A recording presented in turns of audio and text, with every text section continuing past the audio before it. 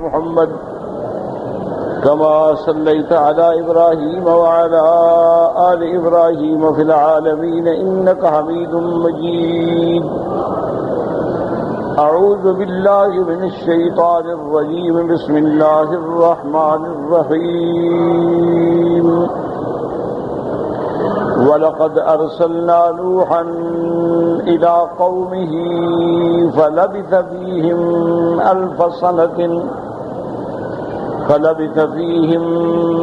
ألف سنة إلا 50 عاما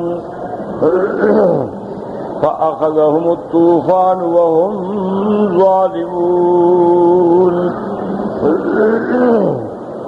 فأنجيناه وأصحاب السفينة وجعلناها آية للعالمين. قال المؤلف المفسر رحمه الله تعالى: أدام النفع بعلومه وعلومكم في الدارين آمين، إلى أن قال: هذه تسلية من الله تعالى لعبده ورسوله محمد صلی اللہ علیہ وسلم. اب مفسر رحمۃ اللہ علیہ فرماتے ہیں کہ اس قصہ مبارکہ میں تسلی ہے حضور صلی اللہ علیہ وسلم کے لیے. تو انبیاء کے قصے جو ہیں ان میں تسلی بھی ہے، ان میں حکم بھی ہیں، ان میں عبر بھی ہیں. یخبرہ ان نوح علیہ السلام، اللہ پاک خبر دیتے ہیں اپنے حبیب سیدنا محمد مصطفیٰ صلی اللہ علیہ وسلم کو کہ حضرت نوح علیہ السلام مکث فی قومہ ہذہ المدہ، اتنی لمبی مدت حضرت نوح علیہ السلام اپنی قوم میں رہے ہیں. یدعوہم الی اللہ تعالی، اللہ کی توحید کی دعوت دیتے رہے. لیلاً و نہاراً، رات کو بھی دن کو بھی، سراً و جہاراً، خفیہ طریقے سے بھی اور کھل کے بھی، محافل میں مجالس میں. وما هذا ما زادهم ذلك إلا فرارا عن الحق وإعراضا عنه وتكذيبا له. لیکن حضرت نوح علیہ السلام کی اس محنت، اس کاوش، اس مشقت کا صلہ بجائے ان کے قریب آنے کے وہ اور زیادہ دور ہوتے گئے، اعراض کرتے گئے، تکذیب کرتے گئے حضرت نوح علیہ السلام کی. وما آمن معه منهم الا قلیل، اور حضرت نوح علیہ السلام پہ تھوڑے سے بندے ایمان لے آئے. تو یہ تسلی ہوتی ہے کہ آپ نہ گھبرائیں، آپ غم نہ کریں. اگر قریش تکذیب کر رہے ہیں، قریش مخالفت کر رہے ہیں، تو ہر دور میں ہر انبیاء کے ساتھ یہ معاملہ پیش آیا. ہر دور میں ایسا ہوا ہے کہ حضرت نوح علیہ السلام کی اتنی محنت کے بعد، اتنی مشقت کے بعد تھوڑے سے بندے ایمان لے آئے. اس لیے ایک روایت مبارک میں آتا ہے کہ قیامت والے دن بعض انبیاء علیہم السلام کی امت جو ہے وہ چند افراد پہ مشتمل ہوگی، بعض کے ساتھ تھوڑے بندے ہوں گے. تو یہ معاملہ اللہ کے سپرد ہے. انبیاء کا کام ہے کہ اللہ کے دین کو پہنچائیں، اللہ کی دعوت کو تبلیغ کریں. آگے کوئی ایمان لاتا ہے نہیں لے آتا ہے، یہ سب اللہ کا نظام ہے. تو اسی میں ہمیں بھی سبق ملتا ہے کہ جب تم توحید کی دعوت دو، جب تم حق کی طرف بلاؤ، تو نہ گھبراؤ کہ میرے ساتھ کون ہے، میری تکذیب کرنے والے کتنے ہیں، جھٹلانے والے کتنے ہیں. جب انبیاء کو جھٹلایا گیا، جب اللہ کے رسولوں کی تکذیب کی گئی، تو ہماری کیا حیثیت. اس لیے فرماتی ہیں فَلَبِثَ فِيهِمْ أَلْفَ سَنَةً إِلَّا 50 عاما فَأَخَذَهُمُ الطُّوفَانُ وَهُمْ ظَالِمُونَ. اے بعد هذه المدت الطویلۃ، اتنی لمبی مدت کے آپ 950 سال تک دعوت دیتے رہے. ما نجع فیہم البلاغ والانذار، لیکن آپ کی تبلیغ اور آپ کے انذار کا ان پہ کوئی اثر نہ ہوا. فأنت یا محمد صلی اللہ علیہ وسلم لا تحسب علی من کفر بک من قومک ولا ولا تحزن علیہم، میرے نبی محمد مصطفیٰ صلی اللہ علیہ وسلم آپ غم نہ کریں، اگر آپ کے ساتھ یہ کفر کرتے ہیں، آپ کسی غم میں مبتلا نہ ہوں، فإن اللہ یہدی من یشاء وَيُذِلُّ مَن يَشَاءُ وَبِيَدِهِ الْأَمْرُ وَإِلَيْهِ تُرْجَعُ الْأُمُورُ، اللہ جس کو چاہیں ہدایت دیں، جس کو چاہیں گمراہ کر دیں، ہر حکم اللہ کے ہاتھ میں ہے اور اسی کی طرف ہم سب نے لوٹ جانا ہے۔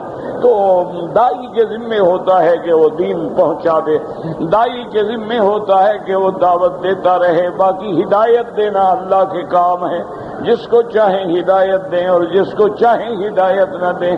اللہ چاہیں تو کافروں کے گھر میں حضرت خالد پیدا فرما دیں، اللہ چاہیں تو ابو جہل کے گھر میں حضرت اکرمہ پیدا فرما دیں، اور اللہ اگر چاہیں تو حضرت نوح علیہ السلام کا بیٹا کافر ہو جائے۔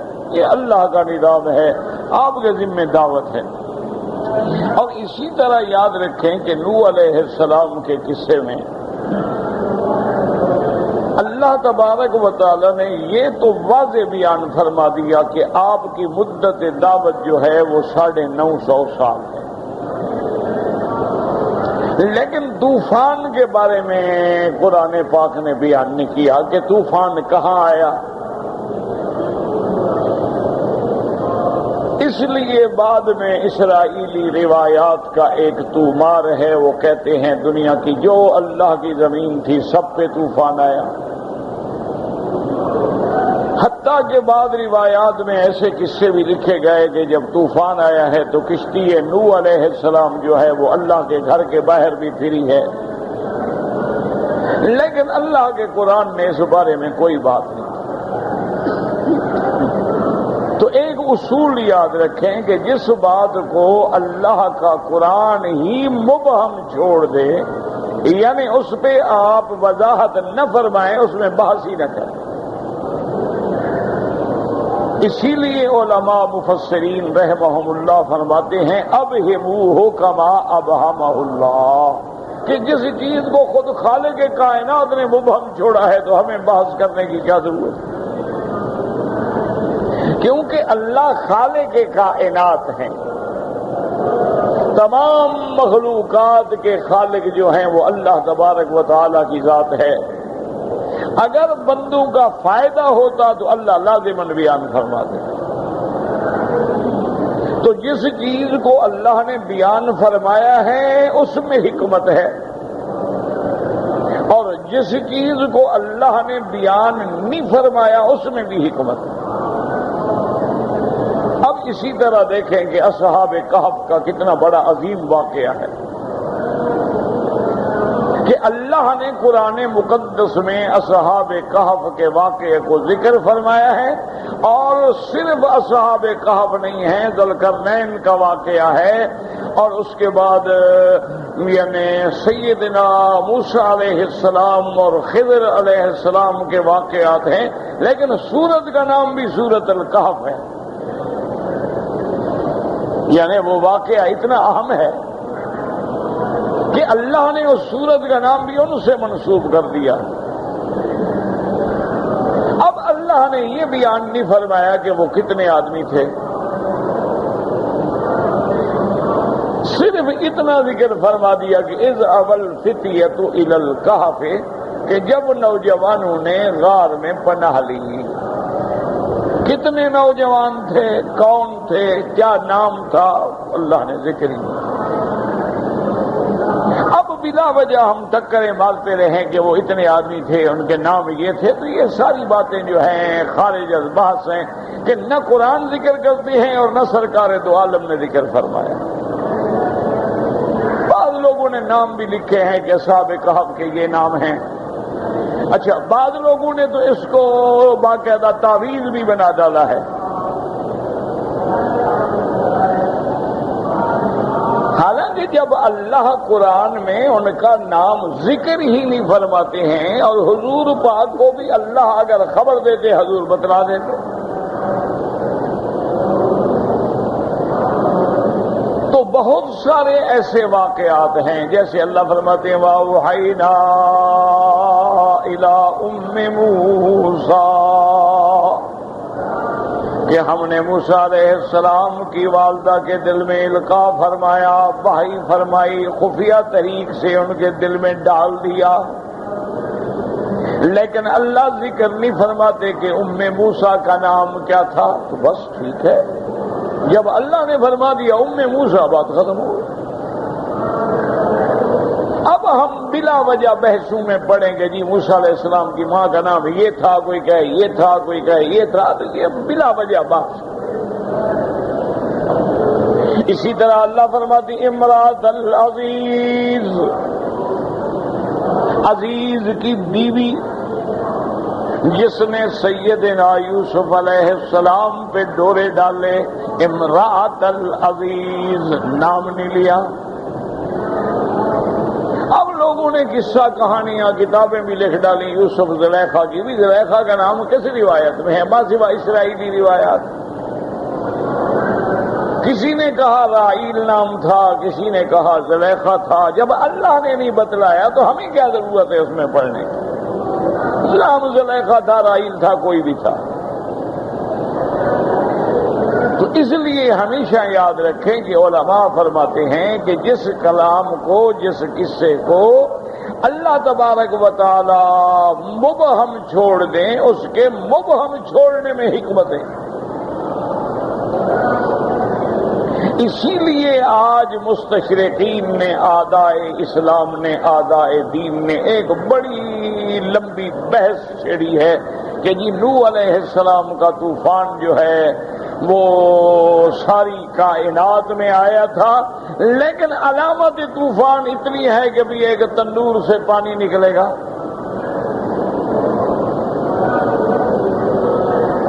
اور اگر یہ ساری دنیا پہ آیا تھا تو اللہ نے حکم دیا کہ آپ کشتی بنائیں۔ نوح علیہ السلام نے کشتی بنائی تو وہ کہتے ہیں جب طوفان ساری دنیا میں آ جائے اور اللہ حکم دیتے ہیں کل نحمل فیہا من کل زوجین اثنین، ہر چیز کے جوڑا جوڑا پکڑ کے کشتی میں رکھو، تو کیا حضرت نوح ساری دنیا میں پھرتے رہیں، جوڑے ڈھونڈتے رہیں؟ یعنی نوح علیہ السلام، پہلے تو ہم یہ بتلائیں نا کہ وہ ہندوستان بھی آئے، سارے جہان میں آئے، عرب بھی آئے، عجم بھی آئے، اور جو چیز ملی، جو پرند، جو چرند، جو چیزیں، ان سب کے جوڑے لے گئے۔ اور اگر وہ کہتے ہیں یہ چیز ایسی ہے تو وہ کہتے ہیں پر وہ جہاز کتنا بڑا تھا کہ جس میں یہ ساری دنیا سے اکٹھے کر کے نوح علیہ السلام جوڑے اکٹھے کریں اور ان کو کشتی میں سوار کریں، وہ آخر کتنی بڑی کشتی تھی۔ اور قرآن پاک نے لفظ فلک کا استعمال فرمایا ہے، وَاصْنَعِ الْفُلْكَ بِأَعْيُنِنَا۔ اسی طرح قرآن نے کفار و مشرکین کا جہاں ذکر کیا ہے وہاں بھی لفظ فلک ہے، وَإِذَا رَكِبُوا فِي الْفُلْكِ دَعَوُا اللَّهَ مُخْلِصِينَ لَهُ الدِّينَ۔ تو کیا وہ اتنی بڑی کشتی تھی؟ ٹائٹینک جہاز تھا، اور اتنا بڑے جہاز کو چلانے کے لیے کوئی انجن لگائے گئے تھے؟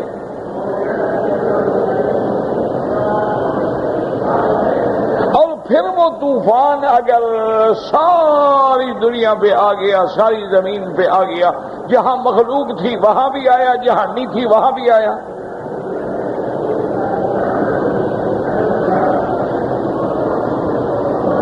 اب ایک جگہ کوئی مخلوق ہی اللہ کی نہیں ہے تو اللہ نے کس کو غرق کیا؟ نوح علیہ السلام کا طوفان آیا ہے اس قوم پر عذاب کے لیے کہ قوم نے تکذیب کی، قوم نے حضرت نوح علیہ السلام کو جھٹلایا۔ سیدنا نوح علیہ السلام نے دعوت توحید کے لیے ہر قسم کی مشقتیں، تکلیفیں برداشت کی، قوم نے انہیں مارا، ستایا، مجنون کہا، تکذیب کی، ان کے مذاق اڑائے، ان کے گلے میں کپڑے ڈال کے ان کو کھینچا گیا، وہ بے ہوش ہو کے گر جاتے حضرت نوح علیہ السلام۔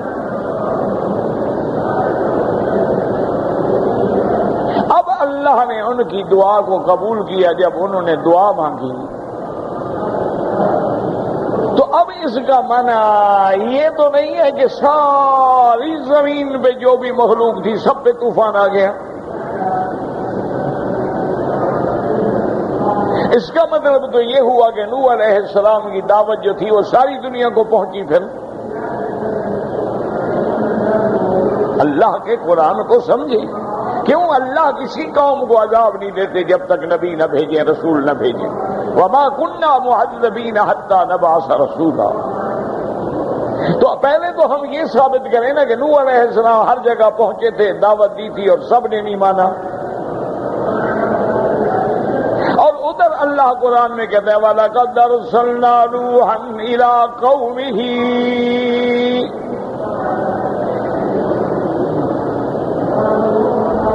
تو اب نوح علیہ السلام کو ان کی قوم کی طرف بھیجا گیا. تو یہ ساری بحثیں کرنے کا دشمن کو ہم نے کیوں موقع دیا کہ ہم نے بلا وجہ بحث شروع کر دی کہ جی طوفان روئے زمین پہ آ گیا، ساری کائنات پہ چھا گیا، ساری دنیا ڈوب گئی، مر گئی. قرآن تو یہ بات کہتے ہی نہیں، ہم بلا وجہ خود اپنی طرف سے ترجمہ کر رہے ہیں. تو اس لیے اگر ہم اللہ کے قرآن کے الفاظ کو اور اس کے معنی کو اسی حالت میں رہنے دیتے جس میں اللہ نے اتارا ہے تو یہ جھگڑے ہی پیدا نہ ہوتے. اللہ نے ذکر کیا کہ ان کی قوم نے جب تکذیب کی تو ہم نے طوفان بھیج کے ان کو پکڑ لیا.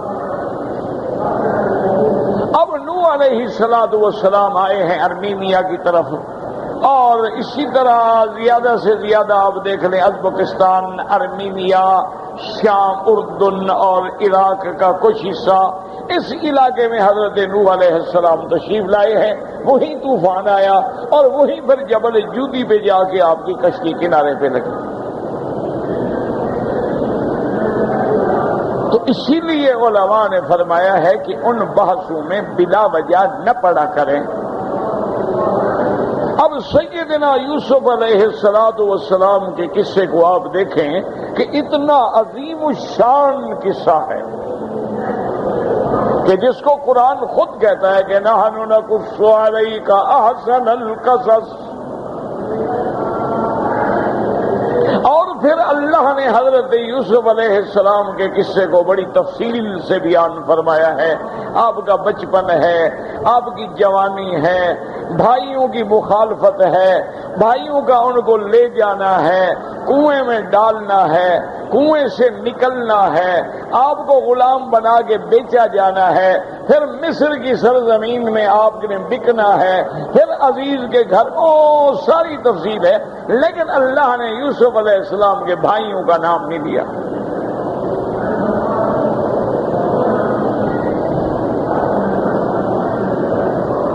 اسی لیے قرآن کہتا ہے وجاء اخوۃ یوسف، یوسف کے بھائی آئے. اسی طرح قرآن کہتا ہے اذ قالوا لیوسف واخوہ، یوسف اور اس کا بھائی جو ایک ماں سے تھے. کیا نام ہے اللہ عالم.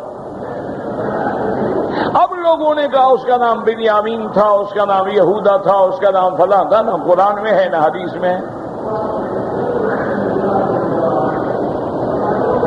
تو اس لیے ہمیشہ مہربانی کر کے ایک بات کا لحاظ رکھا کریں کہ جن چیزوں کا اگر کوئی چیز قرآن نے خود کھول کے بیان کر دی ہے، جیسے فرما دیا فَلَبِثَ فِيهِمْ أَلْفَ سَنَةً إِلَّا 50 عاما، نص آ گیا، جھگڑا ختم.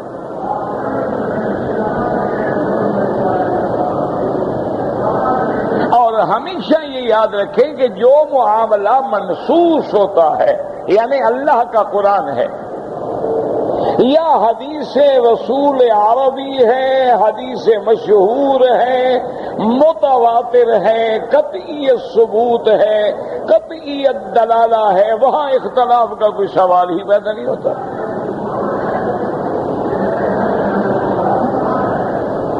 کہ جب مسئلہ قرآن میں آ گیا ہے، حدیث میں آ گیا، جھگڑا ختم. اختلاف تو ہوتا ہی وہاں ہے کہ جہاں حدیث میں ذکر نہیں ہے. صحابہ میں ذکر نہیں ہے، اور وہ مسئلہ یا ایسا مسئلہ ہے جو اس دور میں پیش ہی نہیں آیا ہے۔ اب دیکھیں بیبی ٹیوب کا مسئلہ ہے، اب حضور کے زمانے میں تو یہ مسئلہ تھا ہی نہیں۔ اسی طریقے سے کسی دوسرے کا نطفہ لے کر کسی دوسری عورت کے رحم میں رکھا جائے، یہ مسئلے حضور کے زمانے میں تو تھے ہی نہیں۔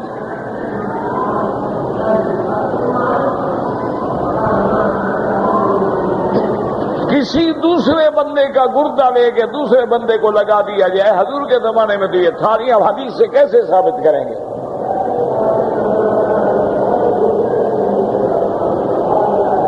اسی طرح آنکھ کا کرنیا ہے کہ کرنیا فیل ہو جائے، دوسرے کا آنکھ کا کرنیا لے کے لگا دو۔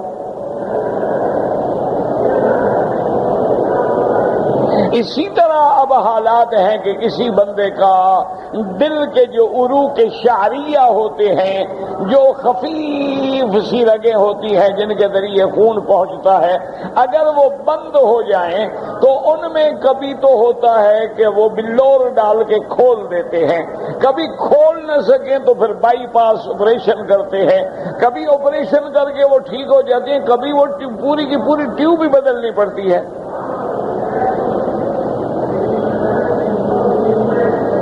اچھا، بدلنی جو پڑتی ہے تو اس کے لیے حالات دنیا میں ایسے ہیں کہ وہ خنزیر کی بھی ملتی ہے، وہ حلال جانوروں کی بھی ملتی ہے، وہ پلاسٹک کی بھی ملتی ہے۔ اب یہ مسائل جو تھے رحمت دو جہاں سیدنا محمد مصطفیٰ صلی اللہ علیہ وسلم کے زمانے میں پیدا ہی نہیں ہوئے۔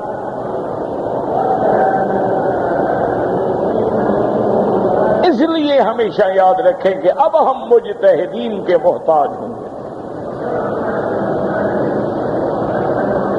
اور مجتہدین جو ہیں وہ قرآن و سنت کی روشنی میں بیٹھ کے اجتہاد کریں گے، لیکن اجتہاد ایسا ہوگا جو قرآن و سنت کے خلاف نہیں ہوگا۔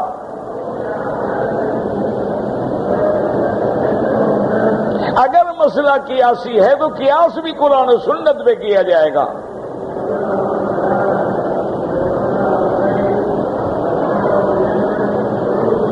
اس لیے لوگوں کو گمراہ کرنے کے لیے کہہ دیا جاتا ہے کہ دیکھو جی یہ قیاس تو ابلیس نے کیا تھا۔ اور خدا کے بندے، ابلیس کا قیاس تو نص قطعی کے مقابلے پہ ہے، خدا کے حکم کے مقابلے پر ہے، یعنی اللہ کے حکم کو نہ مان رہا۔ اور اگر مجتہد قیاس دیکھ رہا ہے تو وہ اللہ کے حکم کو ثابت کرنے کے لیے دیکھ رہا ہے۔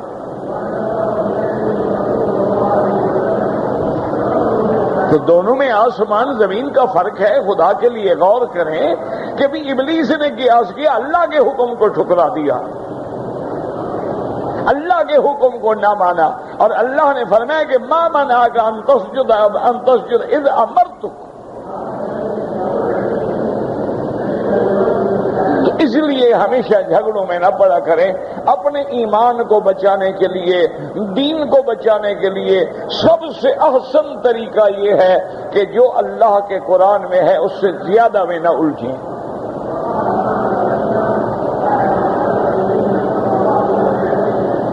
اور جتنا قرآن نے بیان کیا ہے الحمدللہ، اور جو بیان نہیں کیا یہ سمجھے کہ اسی میں ہمارا بہتری ہے۔ اللہ کی حکمت ہے کہ اس کے مبہم رکھنے میں حکمت تھی،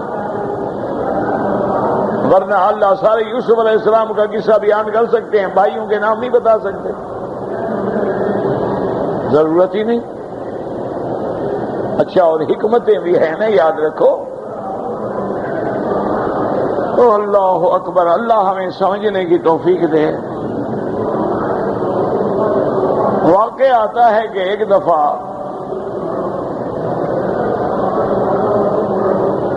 سیدنا موسیٰ علیہ السلام نکلے دعائے استسقاء کے لیے، بارش نہیں ہو رہی تھی،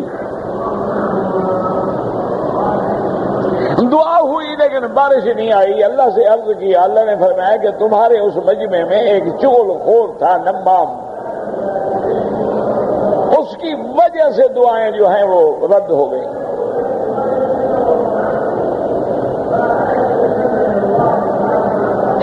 کی حکمتیں ہیں نا، کبھی کسی کی وجہ سے دعائیں منظور ہو جاتی ہیں، کبھی کسی کے آنے کی وجہ سے نحوست غالب ہو کے دعائیں مردود ہو جاتی ہیں۔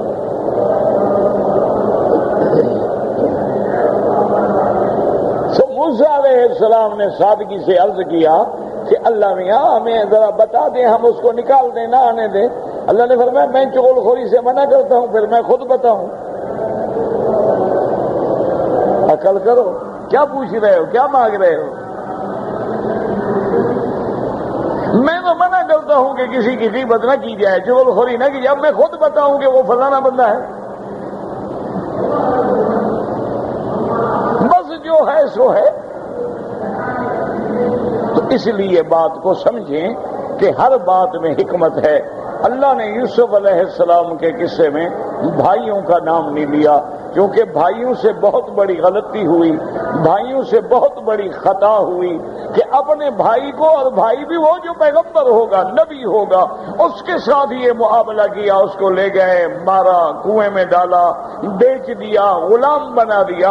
اللہ نے فرمایا غلطی تو ہو گئی، لیکن میری ایک نبی کی اولاد ہے، ایک نبی کے بھائی ہیں، پردہ ڈال دو، نام نہ لو، بس رہنے دو۔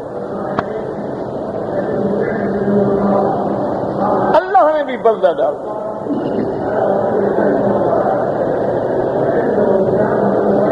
اب اسی طرح دیکھ لیں کہ قرآن اس واقعے کی خود تائید کرتا ہے۔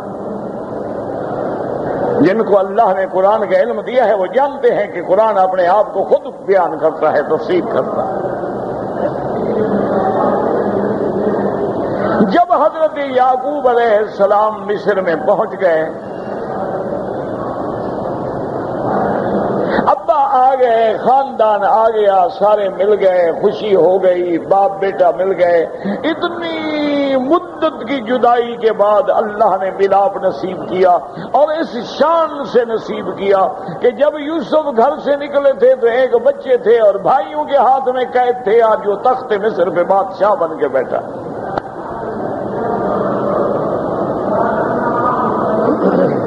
اسی لیے یہ اس کا نظام ہے، کبھی قیدی ہوتے ہیں اور پھر بادشاہ ہوتے ہیں، کبھی بادشاہ ہوتے ہیں پھر وہ قیدی ہوتے ہیں۔ یہ نظام بڑا پرانا چلا رہا ہے، سنت اللہ۔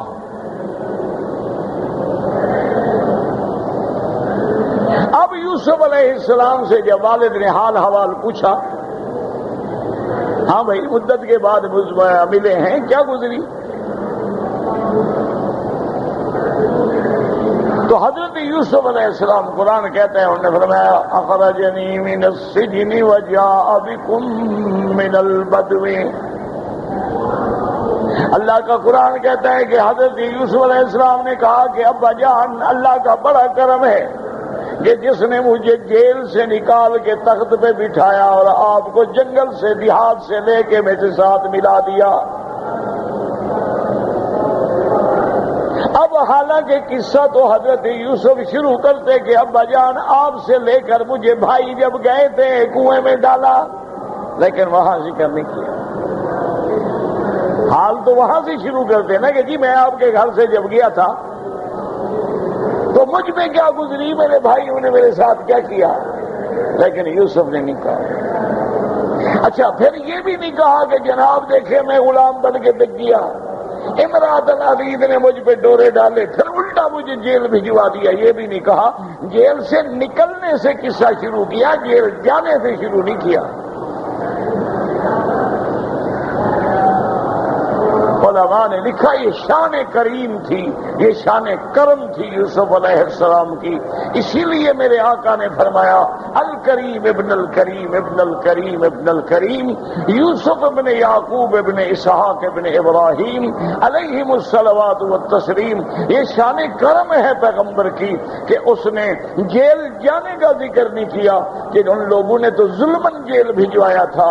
اگر ذکر کروں تو پھر جن کے گھر میں میں نے پلا ہوں، کھانا کھایا ہے، ان کا نام تو آئے گا نا، ان کو بھی تو رسوا نہ کروں نا۔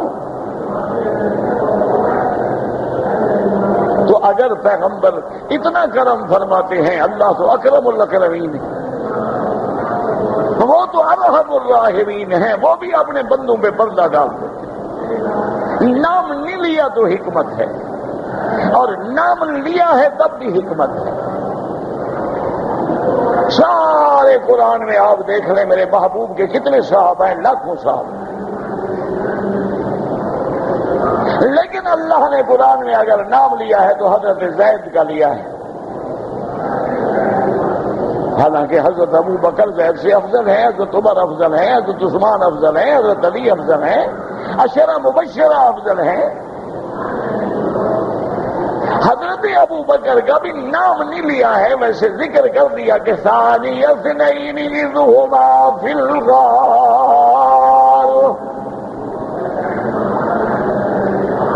نام نہیں لیا کہ بس اب یہ واقعہ محفوظ ہے کہ جب غار میں ہیں ہی دو، یا محمد ہے یا صدیق ہے صلی اللہ علیہ وسلم۔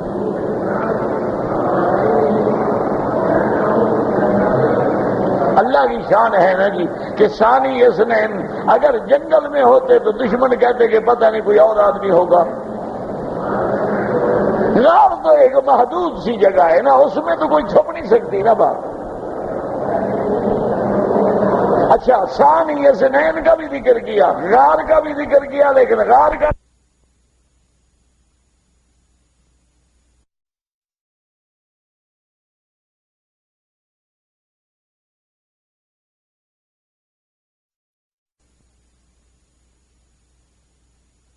نہیں دیا۔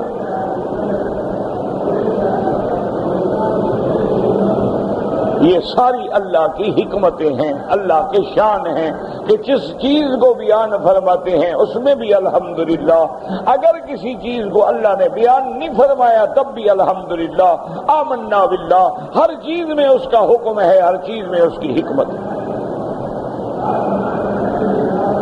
تو ہمیشہ یاد رکھیں کہ جس بات کو اللہ قرآن میں یا میرا محبوب اپنے فرمان میں بیان نہ فرمائیں، مجمل ذکر فرما دیں تو بلا وجہ اس میں الجھا نہ کریں، الجھنے میں ہمارا کچھ بگڑے گا، بنے گا نہیں۔ تو اس لیے بس ہمارا ایمان ہے کہ نوح علیہ السلام اپنے زمانے میں آئے، اور نوح علیہ السلام جو ہے اول رسول ارسل، رسول پہلے ہیں، نبی تو حضرت آدم ہیں، حضرت آدم بھی نبی ہیں اور خلیفۃ اللہ فی الارض ہیں، حضرت آدم علیہ السلام کے بعد بھی پیغمبر آئے ہیں، حضرت ادریس آئے ہیں اور پیغمبر آئے ہیں، لیکن رسول پہلے حضرت نوح آئے ہیں، اور حضرت آدم اور حضرت نوح کے درمیان میں تقریباً 1000 سال کا فاصلہ ہے، اور یہ بھی تقریباً ہے والا اللہ جانتا ہے۔ 10 قرن گزرے ہیں، مخلوق بڑھ گئی، شرک عام ہو گیا، بت پرستی عام ہو گئی، شیطان نے قوموں کو گمراہ کر ڈالا، اب ہر گھر میں بت آ گئے، اور کہیں ودن و سواء و یغوث و یعوق و نصرا، اب جناب وہ ہر جگہ ان کی عبادت ہونے لگ گئی۔ اللہ تبارک و تعالی نے توحید کے اعلاء کے لیے، دین کی اشاعت کے لیے اپنا پیغمبر بھیجا حضرت نوح علیہ السلام، اور آپ کو اتنی طویل عمر بھی عطا فرمائی۔ حضرت نوح علیہ السلام نے آ کے قوم کو اللہ کے توحید کی دعوت دی، تو اس لیے فرمایا کہ فأخذهم الطوفان، بس طوفان۔ اچھا کسی جگہ اور ذکر ہے، فرمایا انا لما طغى الماء حملناكم في الجارية، کہیں فرماتے ہیں فحملناه على ذات ألواح ودسر، اور کہیں فرماتے ہیں ففتحنا ابواب السماء بماء منہمر وفجرنا الارض عيونا فالتقى الماء على امر قد قدر۔ اللہ کہیں ذکر فرماتی ہیں کہ آسمانوں کو بھی ہم نے حکم دیا، آسمان کے دروازے کھول دیے، زمین کو بھی حکم دیا کہ پانی نکالو، جب دونوں پانی مل گئے طوفان آ گیا، اور اتنی اونچا تھا کہ آپ کے بیٹے نے کوشش کی کہ میں بھاگ کے پہاڑ پہ چڑھ کے اپنی جان بچا لوں، اور کہا ساوی إلى جبل سآوي إلى جبل يعصمني من الماء. لیکن حضرت نوح علیہ السلام نے فرمایا، سمجھایا، ہدایت کی، قال لا عاصم اليوم من امر اللہ الا من رحم. لیکن بیٹا نہ مانا. وحال بینہما الموج فکان من المغرقین. اب جناب موج، اور موج کتنی اونچی اٹھی، جیسے سونامی میں طوفان آیا ہے کہ 250 میٹر تک اوپر گئی ہے موج.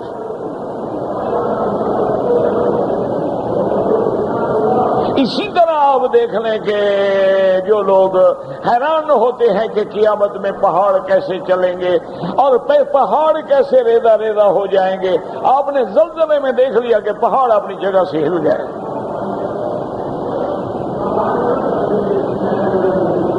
آپ نے دیکھ لیا کہ جو ندیاں تھیں وہ بند ہو گئیں اور جو خالی جگہ تھی وہ زمین پھٹ کے ندیوں کی شکل اختیار کر گئی. اس لیے اللہ تبارک و تعالی نے قرآن مقدس میں اس بات کو بیان کیا ہے کہ جب پانی حد سے نکل گیا، لما دغل ماء،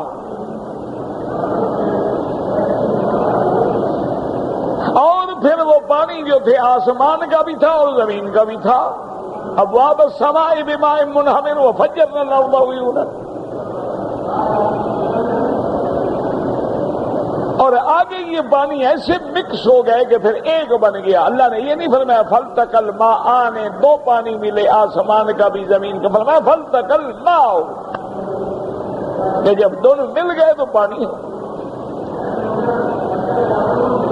اور اللہ کی تقدیر کا جو فیصلہ تھا وہ پورا ہو گیا. اللہ نے نوح علیہ السلام کو کشتی پہ سوار کیا، اور جو نوح علیہ السلام کے ساتھ کشتی میں آ گئے اور ایمان والے آ گئے، چونکہ اس کشتی میں سواری وہی ہوئے جو ایمان والے، کیونکہ جو ایمان والا نہیں وہ تو سوار نہیں ہوا نا، بیٹا ہے لیکن ایمان نہیں سوار ہوا. حضرت نوح علیہ السلام پکارتے رہے کہ یا بنی ارکب معنا، بیٹا ہمارے ساتھ سوار ہو جا. ہمیں کہا نہیں. تو کشتی میں بھی وہی لوگ تھے جو حضرت نوح پہ ایمان لے آئے. حضرت نوح علیہ السلام کے بعد پھر حضرت کے خاندان میں 3 بیٹے بچے ہیں، حام، سام، یافس. ان کا ذکر روایات میں موجود ہے. اور جو بیٹا ہلاک ہو گیا وہ کنعان تھا. پھر اللہ نے آپ کے ان 3 بیٹوں سے پوری دنیا میں اپنی مخلوق کو پھیلایا کہ آپ کی نسل پھیلتی گئی پھیلتی گئی پھیلتی گئی. اب پوری کائنات میں جتنی اللہ کی مخلوق ہے وہ ان 3 کی اولاد ہے. یا سام کی اولاد ہے، یا حام کی ہے، یا یافس کی. اب یہ 3 جو کہ حضرت نوح کی اولاد ہیں تو حضرت نوح بھی گویا آدم ثانی ہے، اور حضرت نوح جو کہ آدم کی اولاد ہیں تو کلکم بنو آدم و آدم من تراب. حضور نے فرمایا کہ ہر مخلوق آدم کی اولاد ہے اور آدم کو اللہ نے مٹی سے پیدا فرمایا. تو اس لیے ہمیشہ یاد رکھیں کہ جس بات میں قرآن پاک نے تفصیل بیان فرمائی ہے اسی میں حکمت ہے، جہاں اللہ نے تفصیل بیان نہیں فرمائی ہے اسی میں حکمت ہے، جہاں اللہ نے نام لیا ہے اسی میں حکمت ہے، اور جہاں اللہ نے نام نہیں لیا ہے اسی میں حکمت ہے. اب دیکھیں کہ بی بی آسیہ بھی تو شان والی ہیں لیکن قرآن نے نام نہیں لیا. ضرب اللہ مثل الذین آمنوا امرأة فرعون، بس امرأة فرعون. اور یہاں حکمت تھی کہ حضرت عیسیٰ علیہ السلام کا باپ نہیں ہے، آپ بغیر باپ کے پیدا ہوئے ہیں تو اللہ نے نام لیا وَاذْكُرْ فِي الْكِتَابِ مَرْيَمَ إِذِ انتَبَذَتْ مِنْ أَهْلِهَا مَكَانًا شَرْقِيًّا. یہاں چونکہ حضرت عیسیٰ علیہ السلام کو ماں کی طرح منسوب کیا، عیسی ابن مریم، عیسی ابن مریم، عیسی ابن مریم، چونکہ اللہ تعالیٰ نے اپنی قدرت کا اظہار فرمایا کہ میں چاہوں تو ماں باپ کے بغیر بھی آدم کو پیدا کر دوں، میں چاہوں تو مرد سے عورت کو پیدا کر دوں، اور میں چاہوں تو عورت سے بغیر باپ کے مرد پیدا کر دوں، میری مرضی ہے۔ چاہا تو آدم بنا دیا ہے، چاہا تو بی بی حوا کو حضرت آدم سے پیدا کر دیا ہے، اور چاہا تو بی بی مریم سے حضرت عیسیٰ کو پیدا کر دیا۔ یفعل ما یشاء وَيَحْكُمُ مَا يُرِيدُ۔ اللہ نے فرما دیا، سمجھا دیا کہ میں کسی چیز کا محتاج نہیں، میں اسباب کا محتاج نہیں، میرے بندے اسباب کے محتاج ہیں، میں تو خالق الاسباب ہوں، میں تو مسبب الاسباب ہوں، میں چاہوں تو بغیر اسباب کے پیدا کر دوں، میں چاہوں تو مٹی سے آدم پیدا کر دوں، اور میں چاہوں تو زندہ آدم سے بی بی حوا کو نکال لوں، اور آدم کو محسوس بھی نہ ہو، اتنا بڑا آپریشن ہو جائے، آپ کی بی بی حوا آپ کی بائیں پسلی سے زندہ نکال لی جائے، لیکن آدم علیہ السلام کو پتہ بھی نہ لگے، آنکھ کھلی تو دیکھا عورت ساتھ بیٹھی ہے۔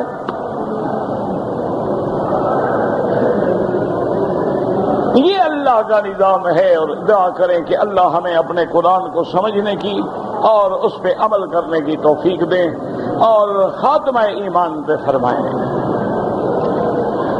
اللہ اکبر، اللہ اکبر۔ والدہ میری ضعیف ہیں، یرکان کی بیمار ہیں۔ میرا بھائی جو بھی بیمار ہو، مرد ہو یا عورت ہو، اللہ نے قرآن میں فرما دیا وَمَنْ كَانَ مَرِيضًا أَوْ عَلَىٰ سَفَرٍ فَعِدَّةٌ مِّنْ أَيَّامٍ أُخَرَ۔ اللہ نے فرمایا جو مسافر ہے یا بیمار ہے، روزہ نہیں رکھ سکتا، وہ رمضان کے بعد اس روزے کی قضا کرے، جب بیماری دور ہو جائے، جب سفر ختم ہو جائے قضا کر دے۔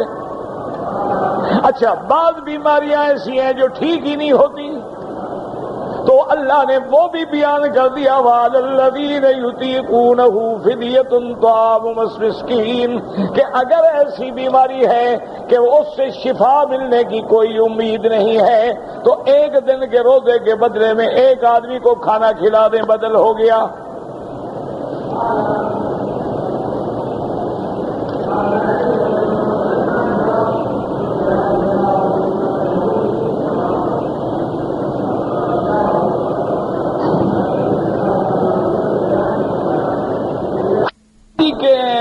ایک عالم دین نے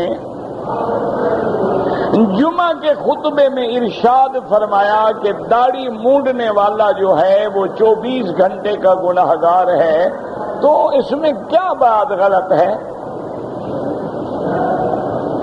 کیا بات ہے جو آپ کے دماغ کو لگ گئی کہ بڑی غلط بات کہہ دی عالم نے؟ داڑھی رکھنا سنت ہے، منڈوا ڈالی، اب جب تک منڈوا کے پھر رہا ہے تو گناہ تو ساتھ چل رہا ہے نا۔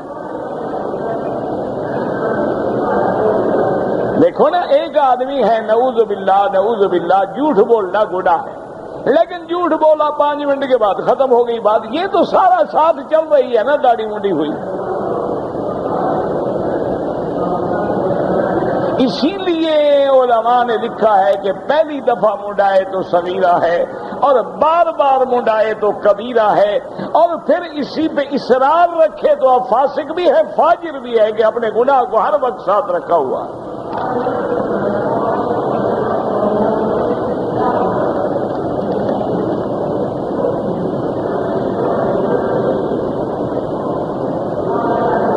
کہتے جی کہ نمازی کے آگے گزرنے والا، نمازی کے آگے گزرنا ہر جگہ منع ہے، مکہ ہو، مدینہ ہو، عرب ہو، عجم ہو، صرف طائفین کے لیے گنجائش ہے کہ وہ آگے گزر جائے تو کوئی حرج نہیں۔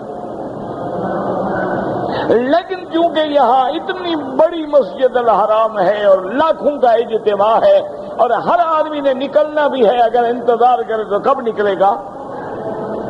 تو اس لیے گنجائش اتنی ہے کہ سجدے کی جگہ پہ پاؤں نہ دیں، دور ہو کے گزر جائیں، ورنہ کوشش کریں کہ نہ گزریں۔ اب ایک آدمی لکھتا رہے، تم تو فارغ ہو نا، اب دوسرے کو تو فارغ نہ سمجھو نا، تم تو عمرے پہ آئے ہو اور کوئی کام ہے نہیں۔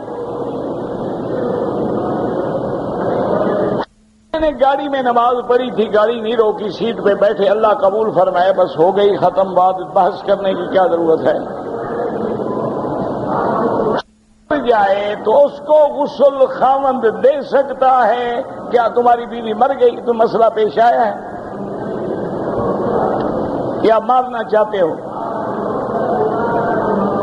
نہ، مسئلہ تو تب پوچھو نا کسی کو پیش آیا ہو۔ بہرحال اگر بیوی مر جائے، کوئی عورت نہیں ہے، تو لازمی بات ہے کہ خاوند ہی غسل دے گا، اور کون دے گا؟ یہ تو مسئلہ ہے کہ اگر عورتیں موجود ہیں تو اب خاوند کو غسل نہیں دینا ہوگا۔ اگر آدمی وہاں مرد تو ہیں لیکن سارے غیر محرم ہیں، خاوند ہے، عورت کو ہی خاوند غسل دے گا، کوئی مسئلہ نہیں۔ کہتے جی کہ ہمارے ملک میں جب جنازہ ہو جاتا ہے تو بعد میں مولوی کھڑے ہو کے دعا کراتے ہیں، وہ بدعت ہے خالص۔ اللہ کے بندے، جنازہ ہی دعا ہے، جنازے میں گالیاں تو نہیں دیتے ہو نا، دعا کرتے ہو نا، اللہم اغفر لحینا، یہ کیا ہے؟ تو جس بندے کو اس دعا پہ اعتبار نہیں جو حضور نے خود مانگی ہے، تو ہمیں بھی مولوی کی دعا پہ کوئی اعتبار نہیں۔ یہ دعا کس نے سکھلائی ہے ہمیں؟ جو جنازے میں ہم مانگتے ہیں، یہ دعا کس نے پڑھائی ہے؟ تو حضور کی دعا پہ اعتبار نہیں، بعد کے مولوی کی دعا پہ اعتبار ہے۔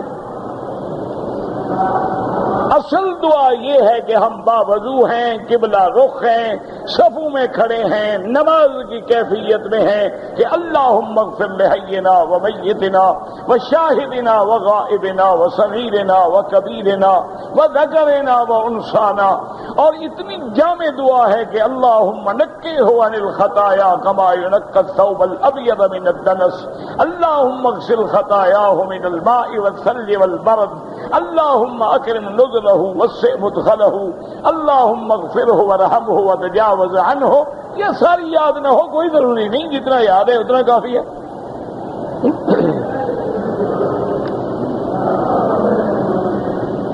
پاکستان سے آنے والے جو ہیں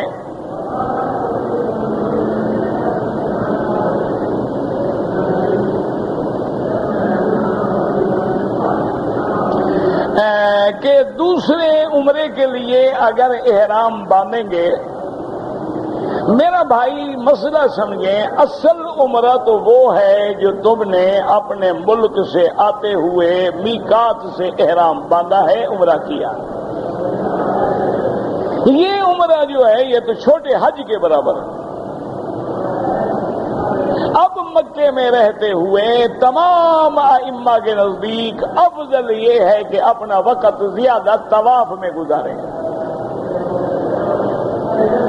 اگر کوئی عمرہ کرنا چاہے تو امام ابو حنیفہ رحمت اللہ علیہ اور امام شافعی رحمت اللہ علیہ کے نزدیک عمرے جتنے کرے جائز ہے، مسجد عائشہ سے کرے، جعرانہ سے کرے، جدہ سے کرے، عرفات سے کرے، لیکن امام احمد بن حنبل رحمت اللہ علیہ فرماتے ہیں کہ کوئی ضرورت ہے کرے ورنہ نہیں۔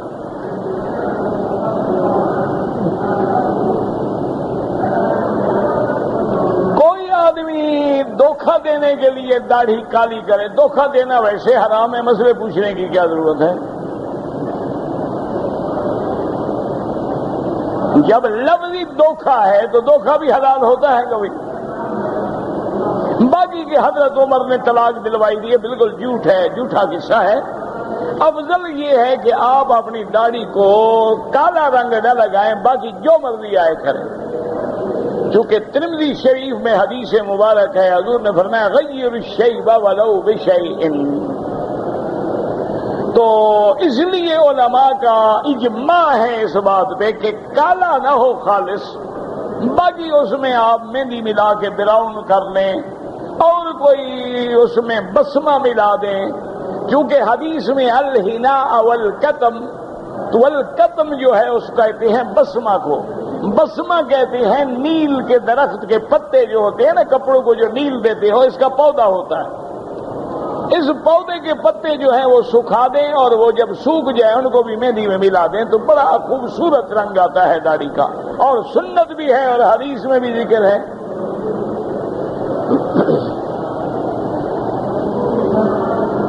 کہتے جی کہ پاکستان میں ایک مولوی صاحب کہتے ہیں کہ شوال کے بعد روزے نہ رکھے جائیں. ہاں اختلاف ہے، بعض علماء احناف قائل نہیں ہیں.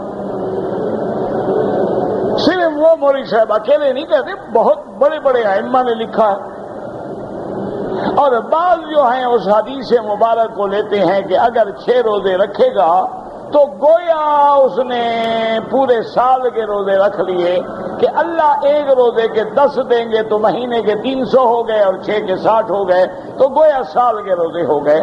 لیکن بعض ائمہ کرام اس کے خلاف ہیں، وہ کہتے ہیں کہ رمضان کے ساتھ جوڑ نہ لگاؤ.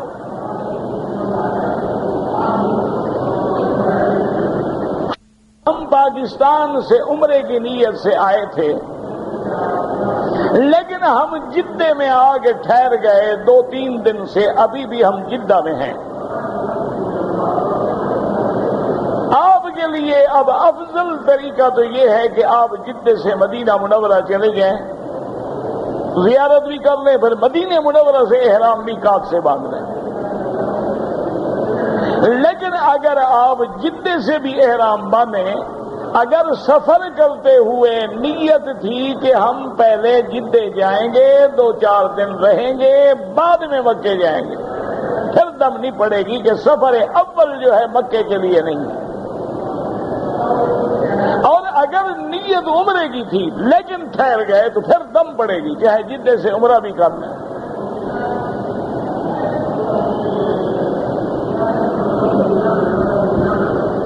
آدمی نے بتلایا ہے کہ حضور صلی اللہ علیہ وسلم فجر کی نماز سے پہلے جو 2 سنتیں ہیں وہ جلدی پڑھتے تھے. ہاں بالکل ٹھیک ہے، حدیث میں آتا ہے کہ انہو علی الرزخ، جیسے کوئی گرم پتھر پہ کھڑا ہو تو جلدی کرتا ہے. لیکن جلدی کا معنی یہ نہیں ہے کہ حضور رکوع اور سجود اور قیام اور قعدہ ادائے ارکان نہیں فرماتے تھے نا. منع یہ ہے کہ جیسے عام طور پہ حضور نماز پڑھتے تو بڑی لمبی پڑھتے تھے، اس کے مقابلے پہ مختصر تھی. یہ نہیں ہے جیسے ہمارے نماز پڑھتے ہیں ماشاءاللہ کہ امام کہے اللہ اکبر اور یہ 2 سنتیں شروع کریں، امام ابھی اہدنا الصراط المستقیم تک پہنچے گا یا 2 رکعتیں پڑھ کے انشاءاللہ آ جائیں گے. یہ پتہ نہیں کون سی نماز ہے، اللہ اعلم. یعنی امام ابھی فاتحہ نہیں ختم کر سکا، وہ فاتحہ پڑھ رہا ہے، اہدنا الصراط تک پہنچے. یہ 2 رکعتیں سے پڑھنی، فاتحہ پڑھی، سورت پڑھی، سجدے کیے، رکوع کیے، ختم کر کے اللہ اکبر، امام سے بھی مل گیا اللہ اکبر اللہ اللہ اکبر. یہ تو نماز ہوتی ہی نہیں. یہ پڑھنا نہ پڑھنا برابر ہے، یاد رکھو. سرکار دو عالم کے سامنے ایک صحابی نے نماز پڑھی، آ کے سلام کیا. آپ نے فرمایا ارجع فصلی فانک لم تصلی، جاؤ دوبارہ نماز پڑھو، تم نے نماز نہیں پڑھی. اس بیچارے نے دوبارہ نماز پڑھی، آ کے سلام کیا. آپ نے فرمایا ارجع فصلی فانک لم تصلی، جاؤ پھر نماز پڑھو، تمہاری نماز نہیں ہوئی. اس غریب نے تیسری دفعہ نماز پڑھی، پھر حاضر ہوا. آپ نے فرمایا ارجع فصلی، جاؤ نماز پڑھو، تمہاری نماز نہیں ہوئی. اس نے کہا حضور مجھے تو اسی طرح آتی ہے. پھر حضور نے بتایا کہ جب رکوع کرو حتی تطمئن راکعا، کہ اطمینان سے تمہاری ہڈی برابر ہو جائے، آرام سے تسبیحات کہو سبحان ربی العظیم سبحان ربی العظیم سبحان ربی العظیم. اور جب سیدھے کھڑے ہوں تو پورا بدن سیدھا ہو جائے اور سمع اللہ لمن حمدہ ربنا لک الحمد حمدا کثیرا طیبا مبارکا کما یحب ربنا ویرضی. اگر نہ آئے پھر بھی کھڑے رہو، پھر آرام سے سجدہ کرو، پھر 2 سجدوں کے درمیان میں آرام سے بیٹھو. یہ تھوڑا ہے کہ ٹکرے مارو جیسے مرغا دانے چگتا ہے، یہ نماز نہیں ہوتی.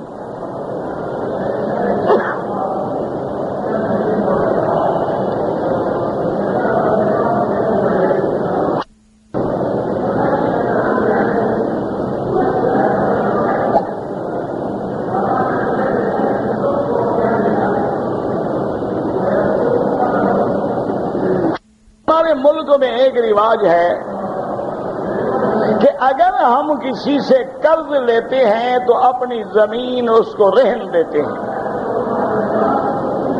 مثلاً ہم نے 1 لاکھ قرضہ دیا، 10 ایکڑ زمین ہم نے رہن کر دی، تو اب اس زمین سے جو فصل آئے گی وہ اٹھا سکتا ہے؟ بالکل نہیں، وہ تو سود ہو گیا.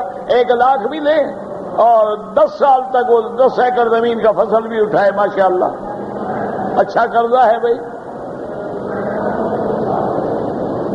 رہن کا معنی یہ ہوتا ہے کہ ہم نے قرضہ لیا، زمین رہن لکھ دی. معنی یہ ہوتا ہے کہ وقت پہ اگر ہم نے قرضہ ادا نہ کیا، اس کو حق حاصل ہے کہ ہماری زمین بیچ کے اپنے پیسے لے لیں. یہ نہیں کہ فصل بھی اٹھاتا رہے.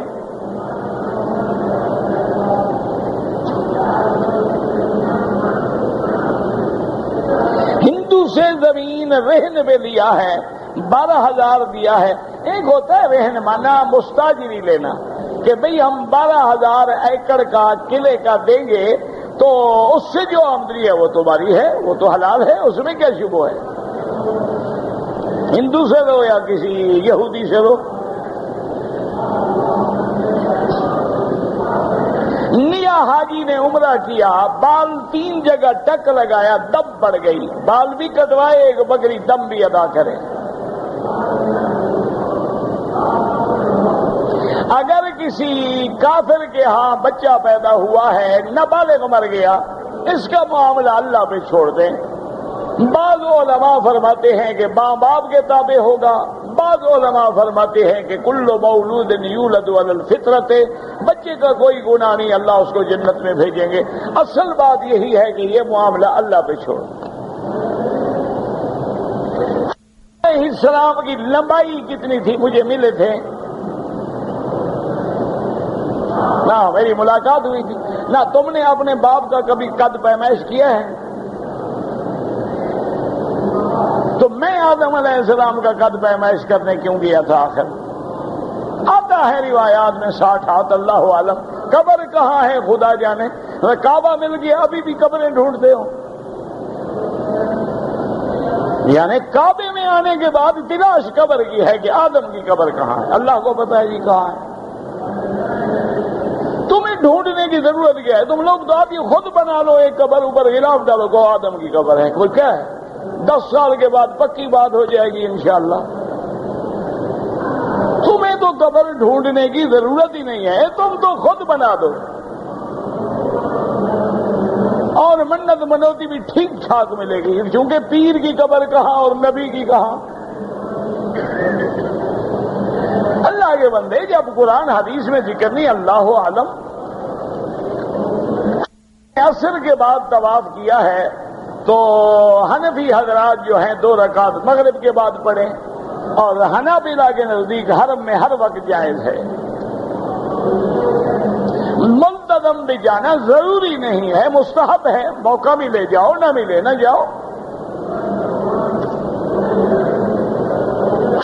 ساری عورت کو آ جائے حالت احرام میں انتظار کرے، جب پاک ہو جائے عمرہ کرے.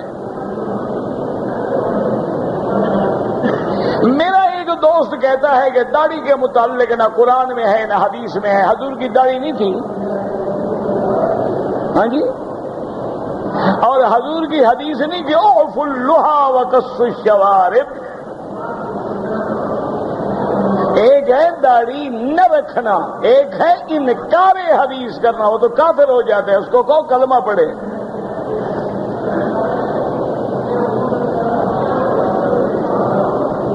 نماز کے آگے نہ گزرا کریں. بہرحال عورت حج پہ آئے یا عمرے پہ آئے، چہرے کا پردہ ضروری ہے. ربنا تقبل منا انك انت السميع العليم وتب علينا انك انت التواب الرحيم. اللهم اجعل لنا وللمسلمين من كل هم فرجا ومن كل ضيق مخرجا ومن كل بلاء عافية. صلى الله تعالى على خير خلقه سيدنا محمد وعلى آله وصحبه أجمعين. اللهم صل على سيدنا محمد وعلى آل سيدنا محمد كما صليت على إبراهيم وعلى آل إبراهيم في العالمين إنك حميد مجيد.